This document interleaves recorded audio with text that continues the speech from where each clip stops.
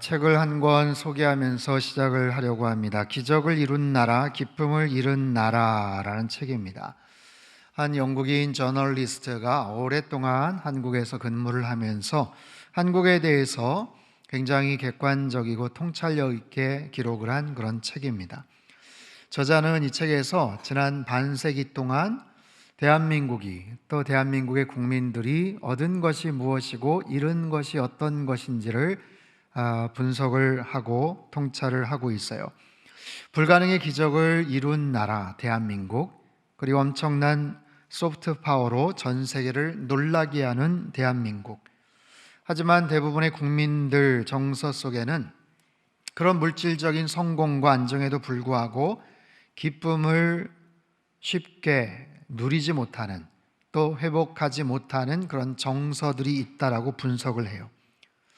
이제는 좀 쉬기도 하고 만족할 줄 알아야 되는데, 교육에 대해서, 명예에 대해서, 외모에 대해서, 직업적 성취에 대해서 스스로에게 또 가까운 타인들에게 너무 심한 압박을 가하는 나라가 되었다며 기쁨을 잃어버린 그런 원인을 설명을 합니다. 이 책을 읽다 보면 우리 자신의 모습이 어떠한지, 또 객관적인 그런 분석을 통해서 우리가 앞으로 나아가야 될 여러 가지 그런 방향에 대해서 참 귀한 깨달음을 주는 그런 내용들이 참 많습니다. 더구나 오랫동안 지속된 이 코로나 상황 속에서 우리들이 많이 우울해하고 또 불안해하고 있죠. 많은 사람들이 지쳐 있고 웃음을 잃어가고 있어요. 이런 상황에서 어떻게 우리들은 다시 기쁨을 회복할 수가 있을까? 사실 역사적으로 볼 때도 그 어떤 시대에 불문하고 자연스럽게 즐거움과 기쁨을 누릴 수 있었던 시대는 그렇게 많지가 않았습니다. 예수님 당시도 마찬가지였죠. 로마의 통치 하에 살아가던 팔레스틴 지역에 살던 그런 많은 백성들, 그들의 일상에서 마음껏 기뻐하고 즐거울 만한 그런 일들이, 그런 이슈들이 뭐 얼마나 많이 있었겠습니까? 그런데도 불구하고 어떤 이유인지 자신은 기쁨이 충만하다라고 말하는 한 사람이 오늘 본문에 소개가 돼요. 바로 세례 요한입니다. 그가 말하는 기쁨, 그에게 있는 충만한 기쁨의 그 원인, 이유가 무엇인지를 함께 살펴보고자 합니다. 자, 세례 요한, 그는 누구인가? 그는 예수님을 향해서 이분이 오실 메시아다, 하나님의 어린 양이다 라고 그렇게 선포를 했던 사람이죠. 자신은 이분을 위해서 광야의 소리 역할을 감당할 것이다 라고 말했던 사람, 또한 예수님에게 직접적으로 세례, 침례를 베풀었던 사람이기도 합니다. 오늘 본문에는요, 예수님의 공생의 사역이 본격적으로 시작이 되는데 세례 요한도 여전히 열심히 사역하고 있는 그런 내용을 소개하고 있어요. 22절에서 24절까지 말씀을 우리 같이 한번 읽겠습니다. 시작. 그 후에 예수께서 제자들과 유대 땅으로 가서 거기 함께 유하시며 세례를 베푸시더라. 요한도 살렘 가까운 에논에서 세례를 베푸니 거기 물이 많음이라. 그러므로 사람들이 와서 세례를 받더라. 요한이 아직 옥에 갇히지 아니하였더라. 여러분 잘 생각해 보십시오. 세례 요한은 자기 자신이 누구인지 자신의 정체성을 분명히 알고 있어요. 예수님이 누구인지도 아주 명확하게 분명히 알고 있죠. 그래서 메시아로 이 땅에 오신 예수님을 향해서 자신은 광야에서 외치는 소리다, 나는 신들매를 풀지도 못하는 그런 존재다 라고 고백을 해요. 그런데 오늘 본문을 가만히 보면 예수님의 사역과 세례 요한의 사역이 동시에 이루어지고 있습니다.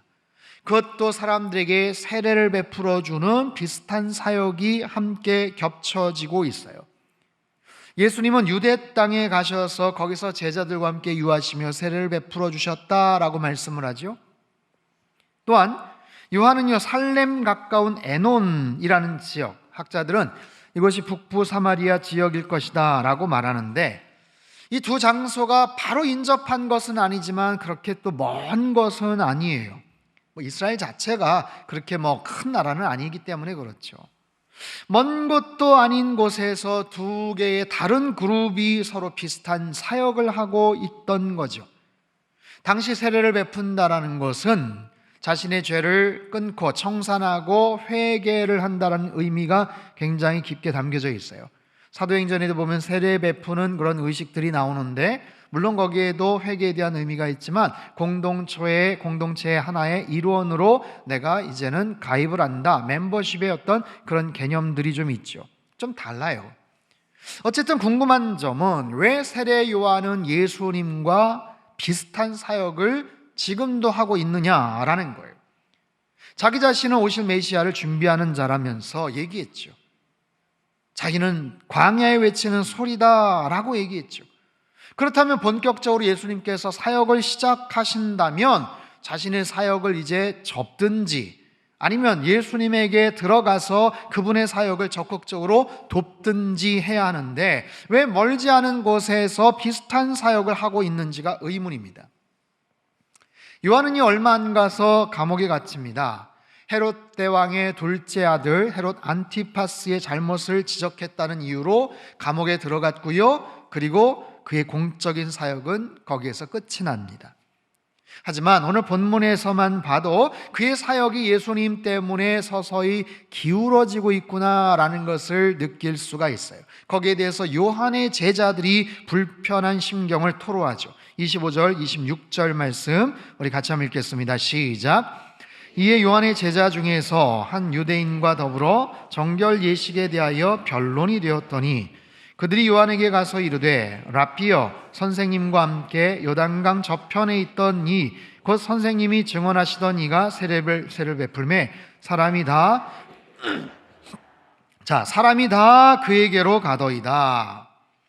여러분, 이 이야기는 어디에서나 볼 수 있는, 들을 수 있는 이야기예요. 먼저 자리를 잡고 사업을 잘하고 있는데 인근에 벤처 기업 회사가 들어오면서 어느 순간부터 매출이 급감하고 고객들이 그쪽으로 몰리는 경우가 있어요. 더 쉽게 예를 들어볼까요? 이웃들에게 동네에서 사랑받는 식당이 하나 있는데 주변에 맛집이 하나 들어오면 문제가 생기죠. 매출이 점점 줄어듭니다. 사장님, 큰일 났습니다. 손님들이 다 그쪽으로 지금 가고 있어요. 일하는 직원들이 푸념하는 그런 장면들이 그려지죠. 여러분, 우리가 생각할 때 어딜 감히 아무리 세례 요한이지만 예수님과 세례 요한을 비교할 수가 있겠는가? 말도 안 된다 생각을 하지만, 여러분, 이때만 해도 예수님이 이제 공생의 사역을 막 시작하실 때고요, 세례 요한의 사역은 정점에 이르렀던 그런 시점이에요. 여러분, 세례 요한도 대단한 선지자였죠. 출생부터가 특별하지 않았습니까? 그는 사독 계열의 제사장 사가랴와 엘리사벳의 아들로 태어납니다. 나이가 많은 두 사람, 완전히 포기를 했던 그런 늙은, 그런 나이가 많은 상황에서 천사 가브리엘의 수태고지로 인해서 태어났던 특별한 아들이에요. 그 아들이 어떤 존재가 될 것이다라는 것을 알고 어려서부터 그 아들을 빈들에서 키웠던 아버지 사가랴. 자, 일찍부터 하나님께서 그에게 어떤 사명을 주셨는지를 알았기 때문에 특별한 방법으로 아이를 양육했고요, 그도 장성에서는 낙타털을 입고 가죽 허리띠를 두르고 메뚜기와 야생꿀을 먹으면서 광야에서 아주 독특한 그런 삶을 살면서 사역을 시작하지요. 그는요, 예수님보다 6개월 먼저 태어났고요, 실제적으로 먼 친척이기도 합니다. 그런데 워낙 특별한 외양과 그런 행동으로 인해서 요한은 사람들의 큰 주목을 받게 되었고, 저 사람이 오랫동안 기다려왔던 메시아가 아닌가라는 오해를 사기도 했습니다. 어찌됐든 예수님께서 본격적으로 사역을 시작하기 전까지는 세례 요한에게 사람들이 몰려들었고 그의 말씀을 들었고 그에게 가서 세례를 받았던 거예요. 예수님도 말씀하셨죠. 여자가 낳은 자 중에 가장 큰 이가 세례 요한이다 라고 말씀을 하셨어요. 여러분, 이 당시에 요한의 나이가 그렇게 많지 않습니다. 그럼에도 제자들이 라비어라고 그렇게 이야기하죠. 여러분, 이 고백은 지극히 존경하는 대상, 나이도 어느 정도 지긋한 그런 나이 연령대에게 부르는 아주 정말 자발적이고 그런 우러나오는 존경의 표시입니다. 제자들이 그 요한 스승을 굉장히 존경하고 있었던 것으로 봐요. 반면에 요한의 제자들이 예수님을 표현하는 것을 보면 지극히 담담하고 냉소적입니다.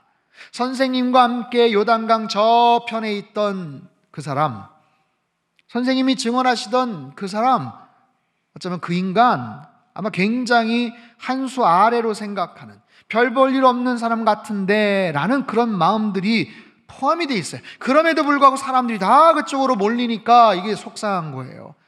질투가 생기는 거예요. 여러분, 인간이 가진 비교의식, 질투심, 인정 욕구, 이것은 원초적인 인간의 욕구이자 죄성이죠. 첫사람 아담과 하와 이후에 가인이 동생 아벨을 살인했던 것도 이런 비교의식, 인정을 받고자 하는 욕구가 있었기 때문에 아니에요? 여러분, 모든 사람들, 성경에 나오는 모든 사람들, 아니 저와 여러분도 마찬가지, 모든 사람들, 심지어 예수님에게 직접 3년간이나 기가 막힌 말씀을 듣고 그런 놀라운 이적을 체험했던 제자들까지도 마지막 순간까지도 누가 더 크냐, 누가 더 인정을 받느냐, 그게 굉장히 중요한 이슈가 아니었습니까? 여러분, 이처럼 우리 삶 속에서 나타난 수많은 관계의 근본적인 문제들이 대부분은 바로 이런 비교의식, 시기심, 질투심에서 비롯된다는 것을 우리는 알아야 돼요. 자, 요한이 제자들이 갖고 있었던 그 서운함, 그 비교의식, 거기에 대한 세례 요한의 답변은 무엇입니까? 27절, 28절 말씀입니다. 우리 같이 한번 읽죠. 시작. 요한이 대답하여 이르되 만일 하늘에서 주신 바 아니면 사람이 아무것도 받을 수 없느니라. 내가 말한 바 나는 그리스도가 아니요 그의 앞에 보내심을 받은 자라고 한 것을 증언할 자가 너희니라. 자, 약간 질책을 하기도 하고 뭔가를 정말 정식으로 가르쳐줘야 되겠구나, 약간 그런 마음도 담겨져 있어요. 야야, 너희는 질투를 하거나 비교를 할 게 아니고 오히려 그분이 누구신지, 내가 누구인지를 너희들이 증언해야 돼. 그의 제자들은 속상해하고 보여지는 상황 때문에 서운해하지만, 물론 세례 요한도 인간이기 때문에 섭섭한 마음이 왜 없었겠습니까마는, 흔들릴 수 있는 상황이지만 그럼에도 분명히 세례 요한은 내 안에는 다른 모습의, 다른 의미의 기쁨이 있노라 라고 고백을 해요. 자, 29절 말씀 같이 한번 읽습니다. 시작. 신부를 취하는 자는 신랑이나 서서 신랑의 음성을 듣는 친구가 크게 기뻐하나니 나는 이러한 기쁨으로 충만하였노라. 아멘. 자, 요한이 얼마나 분명한 자기 확신을 하고 있는지, 자신의 역할과 사명에 대해서 충실하고 있는지, 만족하고 있는지를 보여주고 있는 대목입니다. 신랑의 음성을 듣는 친구다. 자기가 신랑의 음성을 듣는 친구래요. 우리말로 말하면 들러리. 여러분, 들러리라는 말이 순우리말이라는 걸 여러분 아십니까? 자신은 신랑의 음성을 듣는 친구다, 들러리다. 성경적으로 말하면 쇼시벤이라는 그런 역할이에요. 쇼시벤, 이것은 당시 유대인의 혼례에서 독특한 역할, 즉 신부와 신랑의 대변자로 행동을 하고, 오늘날로 말하면 청첩장 같은 것도 만들고 결혼식 사회도 좀 보고 혼인잔치를 주관하기도 한 가장 가까운 그런 친구, 사랑하는 그런 대상. 이 쇼시벤, 이 들러리에게 중요한 임무가 하나 있어요. 그것은 신부의 방을 지키다가 신랑에게 인도하는 거예요. 즉 신랑의 친구는 첫날 밤 신랑이 올 때까지 신부를 지켜줍니다. 그리고 먼발치에서 신랑의 음성이 들리면 아, 이제 왔구나 하면서 기뻐하면서 신랑과 신부를 만나게 하고 자기는 사라져요. 장시간 서성이며 신부를 지키던 쇼시베는 어둠 속에서 신랑의 목소리를 들으며 무척이나 기뻐합니다. 이제 내 사명을 다 완수했구나 하는 안도감 때문이에요. 요한은요, 자신의 역할이 신랑의 친구 쇼시벤이라고 여겼어요. 들러리라는 것이죠. 그리스도 메시아 탄생을 위한 그런 역할, 그리스도를 위해서 준비하고 출현을 위해서 이제 내가 때가 됐구나, 자리를 비켜야 될 때가 됐구나 라는 거예요. 그리스도를 위해서 사라지는 기쁨, 주님만 영광을 받으면 되는 바로 그런 기쁨, 주님을 위해서 모든 것을 양보하고 사람들에게 내가 아니라 예수님에게 주목해야 하는 바로 그런 사명. 여러분, 사실 세례 요한은 예수님의 십자가 사건을 몰라요. 보지를 못했죠. 주님이 얼마나 많은 사람들에게 주목을 받으시는지, 주님의 그 놀라운 능력과 권세와 그 놀라운 은혜들, 엄청난 그 사역들을 사실 경험하지 못합니다. 정말 대단한 영광을 받으시는, 자기가 상상하고 생각하는 것보다도 훨씬 더 엄청나신 분이라는 것을 사실상 세례 요한은 몰라요. 그는 결국 얼마 안 가서 감옥에 갇히고 억울하게 목이 잘리는 참수형을 당하며 참으로 섭섭하고 아쉬운 삶을 마감하죠. 그럼에도 불구하고 그때까지 세례 요한은 자신의 사명이 들러리의 사명, 들러리의 기쁨이다라고 그는 분명히 인식하고 있어요. 자기가 그것 때문에 태어난 거예요. 태어날 수 있는 상황이 아니라는 것을 태어나서 보니까 알게 된 거죠. 이거는 특별하게 기적과 같은 상황에서 자기가 태어났고 자기가 무슨 역할을 해야 되는지를 그는 알았죠. 어려서부터 광야와 빈들에서 키워졌고 그렇게 거칠고 외로운 사역을 하면서도 여기까지 왔죠. 자신의 역할은, 자신의 사명은 바로 지금을 위한 것이다. 신랑 되시는 메시아가 신부되는 이 땅의 백성들을 잘 만나게 된다면 이제 나는 내 소임을 다한 거다. 나는 뒤로 사라지는 것이 마땅하다. 이것이 당연한 기쁨이고 행복이다 라는 거예요. 이어지는 그의 놀라운 고백을 보세요. 30절 말씀 같이 한번 큰 소리를 읽겠습니다. 시작. 그는 흥하여야 하겠고 나는 쇠하여야 하리라 하니라. 아멘. 그는 흥하여야 하겠고 나는 쇠하여야 하리라. 흥하다라는 것은 증가하다, 자라다라는 뜻이에요. 쇠하다라는 것은 줄다, 감소하다, 손상을 입다라는 뜻이에요. 공동번역에 의하면 그분은 더욱더 커지셔야 되고 나는 더욱더 작아져야 한다라는 얘기예요. 원문의 의미는 더 간절합니다. 저분은 반드시 강하게 되어야 한다. 나는 반드시 쇠해야만 한다라는 그런 결연한 의지가 담겨져 있어요. 그분은, 메시아 저분은 더 강해지고 더 알려지고 더 소문이 나야 되고 나는 이제 서서히 꺼져가야 되는 거예요. 그렇게 사라져야 되는 것, 더 작아지고 작아져야만 한다라는 거예요. 사랑하는 성도 여러분, 이 고백은 얼마나 멋지고 귀한 고백입니까? 여러분, 사람이라면 누구나 다 자신이 드러나기를 원합니다. 상대방을, 누군가를 드러내주고 평생 이인자로서만 만족하고 싶은 사람이 어디 있겠어요? 그걸 원할 사람이 어디 있겠습니까?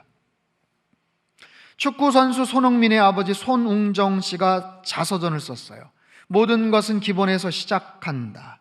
이 책에 보면 정말 심한 가난과 어려운 상황 속에서도 손웅정 씨는 축구를 하겠다는 아들을 데리고 매일 몇 시간씩 고강도의 운동 훈련을 계속해서 합니다.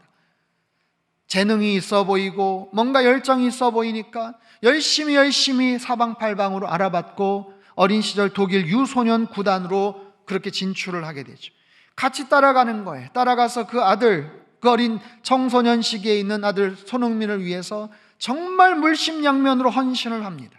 돈이 없어서, 정말 여력이 안 돼서 고생을 하지만 매일 숙소와 훈련장을 몇 시간씩 걸어다니면서 손흥민 선수의 뒷바라지를 하는 이야기가 나와요.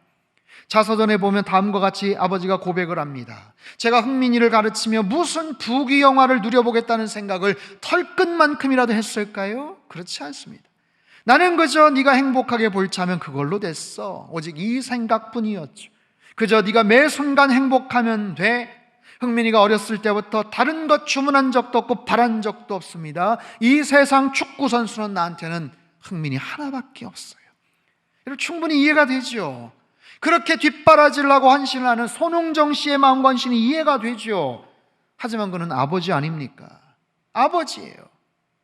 아들이 잘 되기를 바라는 그런 마음으로서의 희생과 헌신이니까, 아버지니까 그럴 수 있다라고 우리는 생각을 합니다. 하지만 다른 관계인데도, 다른 자격인데도 이런 마음을 가지고 헌신할 수가 있을까요? 이런 마음을 가지고 누군가를 위해서 희생하고 수고하는 것, 그리고 그의 성공을 바라면서 나는 대신 빠져주고 나는 대신 사라져주는 것, 여러분, 이거는 너무나도 힘든 일이에요. 말이 좋아 들러리의 기쁨이지, 내가 그런 삶을 평생 살겠다는 것, 그런 모습으로 내가 살겠다는 것, 여러분, 원하지 않습니다. 매력 있는 일 아니에요. 우리는 얼마든지 입술로는 얘기합니다. 예수님을 위해서 세례요한처럼 그분이 흥해야 되고 나는 쇠해야 된다. 말은 그럴듯하게 하지만 솔직히 우리 마음속에 뭐가 있어요? 그분이 흥해야 되고 나도 좀 흥합시다. 그 덕에 나도 좀 덕을 봅시다. 같이 흥해야 되는 것 아닙니까? 여러분, 이런 마음 솔직히 있어요, 없어요? 있죠. 아니, 오히려 예수님이 받으시는 영광을 오히려 내가 가로채고 탐내려는 그런 마음들도 있죠. 더 심한 경우 그분이 어떻게 되든 말든 나는 어떻게든 흥해야 되리라. 그분이 받으시는 영광? 아니요, 내가 먼저 좀 받읍시다. 내가 그런 고생하면 안 되지. 아니, 나도 뭐 돌아오는 게 있어야지. 여러분, 이런 마음들이 우리 안에 있다니까요. 여러분, 들러리의 기쁨, 들러리의 사명은 특정한 사람에게만 부여된 것 아니에요. 세례 요한에게, 유난에게 주신 과도한 사명도 아닙니다. 우리는요, 사실 예수 그리스도를 내 마음에 영접하고 하나님의 자녀로서 살아간다면 누구든지 이 들러리로서의 사명과 그 기쁨을 알아야 돼요. 그리고 평생 그 들러리로서의 사명과 기쁨을 이루면서 누리면서 살아가야 돼요. 여러분 보십시오. 들러리라고 해서 다 같은 들러리가 아니에요. 내가 누구의 들러리가 되느냐에 따라서 그 가치와 의미는 완전히 달라집니다. 내가 소개하는, 내가 헌신하는, 내가 희생하는, 내가 들러리로서 모든 것을 정말 내어 바친 그분은 누구인가? 내가 정말 사랑하는 그 존재를 위한다면, 내가 아끼고 소중하게 생각하는 그 가치와 그 이념을 위해서 내가 희생할 수 있다면, 심지어는 나의 목숨을 걸고 내 모든 것을 희생해서라도 지키고 싶은 나라와 민족을 위한 들러리가 될 수 있다면, 여러분, 그런 인생이야말로 너무나도 멋지고 가치 있는 인생이라고 말할 수 있지 않겠어요? 지금 우크라이나에서 전쟁이 벌어지고 있습니다. 푸틴 러시아 대통령의 정치적 야욕으로 말미암아 지금 수도 키예프를 빼앗기 위한 전투가 격렬하게 벌어지고 있죠. 러시아의 가공할 화력에 맞선 우크라이나의 시민들과 그런 군대들, 열세임에도 불구하고 나라를 빼앗기지 않으려고 목숨을 건 항전을 하고 있어요. 그에 대한 감동적인 뉴스들이 소개되죠. 본토에서 50km 떨어진 한 섬을 점령하려고 다가섰던 러시아 전함이 너희들 투항해라, 항복해라, 포기해라 얘기하지만 오히려 아니다, 꺼져라 너희들. 13명의 국경수비대 전원은 오히려 결상전을 하다가 전멸을 합니다. 줄지어 들어오는 커다란 군용 차량들 앞에서 한 시민이 맨몸으로 막아서는 그런 장면도 소개가 되었어요. 5월 달에 결혼하고자 했던 신혼부부는 서둘러 결혼식 치르고 부부가 둘 다 국토방위군에 자원 입대를 합니다. 현 우크라이나 대통령은 물론이고 포로센코 전 우크라이나 대통령도 총을 들고 조국을 지키려고 싸우고 있어요. 러시아군의 진격을 늦추려고 다리 위에다가 지뢰를 설치하고 자폭한 병사 이야기도 있습니다. 자신들의 조국을 지키기 위해서, 자신들의 조국을 흥하게 하기 위해서 우크라이나 국민들이 자신들을 기꺼이 헌신하는 거예요. 쇠약해지고 작아지고 오히려 사라지는 길을 선택하고 있더란 말이죠. 몇 해 전에 많은 사람들에게 사랑을 받았던 미스터 선샤인이라는 드라마가 있었습니다. 많은 분들이 아마 보셨을 텐데, 구한말 일제의 강압적인 침탈 속에서 힘없는 조국, 그러나 너무나도 사랑하는 조선을 지키기 위해 분연하게 일어났던 이름 없는 의병들의 숭고하고 아름다운 항일투쟁의 이야기. 어릴 적 조선에서는 노비 출신으로 버림받았지만 미국에 가서 해병대 장교가 되어 돌아온 남자 주인공이 여주인에게 이렇게 말을 하죠. 당신 하나 애쓴다고 이미 기울어진 나라의 운명이 바뀌지 않는다. 나랑 같이 미국에 가서 행복하게 살자. 난 당신이 좀 그랬으면 좋겠다. 행복했으면 좋겠다. 거기에 대해서 고혜신이라는 여주인공이 이렇게 말하죠. 나라고 그런 생각을 안 했겠소. 나라고 당신과 같이 미국에 가서 편안하게 행복하게 살고 싶은 그런 마음이 왜 없었겠소. 나도 밤마다 꿈을 꾸어 당신이랑 미국에 가서 거리를 거닐고 공부를 하고 얼룩말도 보고 파티도 열고 행복하게 지내는 꿈을 수백 번 꾸지만 항상 마지막에는 결국 다시 조국으로 돌아와 있는 꿈을 꾸어 다른 양가댁 교수들처럼 수나 놓으며 꽃으로만 살아도 될 텐데 나도 그렇소. 나도 꽃으로 살고 있어. 다만 나는 불꽃이요. 그렇게 환하게 뜨거웠다가 지려하오. 불꽃으로 죽는 것은 두려우나 난 그리 선택했어. 물론 드라마의 한 내용이지만 여러분, 우리가 몰랐던, 아니 관심을 두지 않았던 이름 모를 수많은 의병들, 우리의 조국, 조선, 대한민국을 지키기 위해서 자신의 삶을 희생했던 것을 알 수가 있어요. 내일 모레면 3.1절 아닙니까? 3.1절, 정말 너무나도 미약한 그런 존재들이지만 태극기를 흔들고 조선의 독립을 위해서 외쳤던 수많은 이름 모를 사람들, 자신의 삶을 바쳐서 헌신하고 쓰러져 갔던 사람들, 그들 모두 다 나라를 위한 들러리였어요. 조용히 힘없이 사라지는 들러리의 삶으로 그들은 만족했죠. 자신의 인생을 바치고 자신의 젊음을 바치고 조국을 위해서 자신을 헌신하는 삶, 이것이 들러리의 삶이에요. 자신은 사라져도 좋고 쇠하여도 좋고 대신 자신의 조국이, 자신의 이념이 존중하고 소중하게 여기는 가치들이 더 흥하고 더 빛을 발했으면 하는 수많은 들러리들이 있었던 것이죠. 여러분, 마찬가지입니다. 저와 여러분이 이렇게 예수님을 알 수 있었던 것, 이렇게 아름다운 나라에서 편안하게 믿음 생활을 할 수 있게 된 것, 가깝게는 우리 부모님들, 우리 주변의 사람들, 지인들의 믿음의 헌신이요, 내 주변에서 주님의 복음을 위해 헌신했던 수많은 들러리들의 수고가 있었기 때문이 아닐까요? 지나간 2000년 기독교 역사에서 주님의 영광을 위해서 헌신했던, 주님의 복음을 위해서 헌신했던 수많은 아름다운 들러리들이 있었기 때문에 가능했던 일 아닐까요? 주님 다시 오실 때까지란 찬양이 있어요. 제 가사를 읽어보죠. 주님 다시 오실 때까지 나는 이 길을 가리라. 좁은 문, 좁은 길, 나의 십자가 지고 나의 가는 이 길 끝에서 나는 주님을 보리라. 영광의 내 주님 나를 맞아주시리. 주님 다시 오실 때까지 나는 일어나 달려가리라. 주의 영광 온 땅 덮을 때 나는 일어나 노래하리. 내 사모하는 주님 온 세상 구주시라. 내 사모하는 주님 영광의 왕이시라. 여러분, 우리 모두는 결국 주님을 위한 들러리들이 되어야 할 겁니다. 그분을 높여드리고 그분을 위해 헌신하고 희생하는 그런 인생이 되어야 될 거예요. 여러분, 흥하는 것과 쇠하는 것, 더 유명해지고 더 알려지는 것과 더 작아지고 쇠약해지는 것, 여러분, 누가 쇠약해지고 작아지는 인생을 원하는 사람이 있겠습니까? 하지만 나로 인해서 흥해지고 더 알려지고 더 유명해지고 더 강대해지는 것이 주님의 복음이고 하나님 나라와 몸된 교회라면, 여러분, 그것을 위해서 우리는 기꺼이 쇠해지고 작아지는 그 길을 선택을 해야 되는 거예요. 그것이 들러리의 역할이고 들러리만이 누릴 수 있는 기쁨이라는 거죠. 사랑하는 성도 여러분, 저와 여러분 모두 예수님의 들러리인 줄로 믿습니다. 오직 신랑 되시는 예수님께만 모든 영광이 돌아가도록 우리의 수고와 헌신을 아끼지 말아야 돼요. 아끼지 말아야 돼요.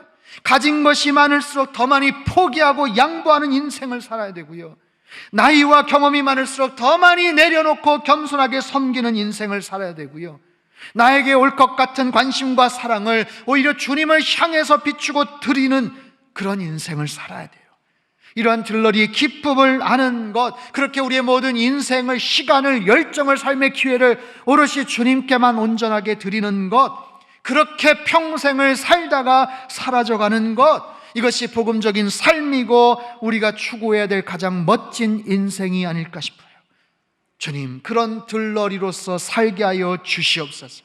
주님, 그런 들러리의 기쁨을 일평생 누리며 살게 하여 주시옵소서.